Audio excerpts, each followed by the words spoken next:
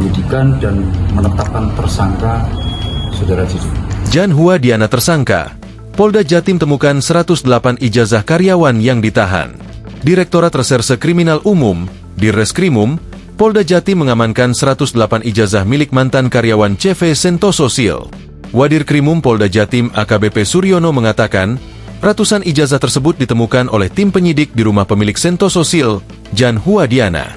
Beberapa ijazah yang kita temukan ini diserahkan oleh yang bersangkutan, Diana, dan kita menyerahkan langsung kepada tim penyidik, kata Suryono di Mapolda Jatim, Kamis, 22 Mei 2025. Suryono menegaskan, 108 ijazah tersebut merupakan milik mantan karyawan UD Sentoso Sil yang disembunyikan oleh Diana di rumahnya. Pada saat itu kita lakukan penggeledahan, ada beberapa ijazah yang kita temukan, kemudian ini diserahkan oleh yang bersangkutan. Kita pun juga menyerahkan langsung kepada penyidik 108 ijazah yang ada di saudara JD.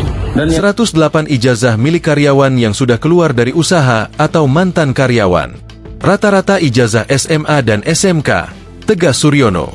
Berdasarkan keterangan dari 23 saksi dan barang bukti ijazah tersebut, memperkuat kasus penyidikan penggelapan ijazah ini. Akhirnya, Polda Jatim menetapkan Diana sebagai tersangka. Status yang bersangkutan sudah hari ini dilakukan secara perkara, menaikkan penyidikan dan menetapkan tersangka, bebernya. Kendati demikian, tidak menutup kemungkinan bahwa akan ada tersangka lain yang akan ditetapkan oleh Polda Jatim karena kasus ini masih diselidiki lebih lanjut. Nanti berkembangnya perjalanan penyidikan mungkin ada tersangka-tersangka lain. Namun saat ini kita menetapkan JD sebagai tersangka, jelas Suryono. Motif Diana menahan ratusan ijazah karyawannya pun juga masih diselidiki oleh polisi.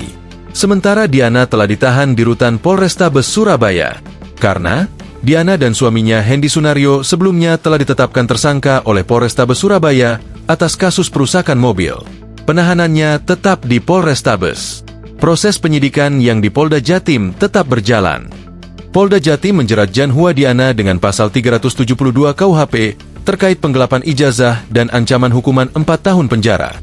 Sebelumnya, Diana, Hendy, dan staf HRD UD Sentoso Sil atas nama Veronica dilaporkan oleh sejumlah mangan karyawannya diwakili saudara Sasmita ke Polda Jatim pada 22 April 2025. Laporan tersebut naik tingkat dari penyelidikan menjadi penyidikan hingga penetapan tersangka. Polda Jatim telah melakukan penggeledahan dan menyita sejumlah barang bukti termasuk ijazah serta 5 ponsel. Download Tribun X sekarang, menghadirkan lokal menjadi Indonesia.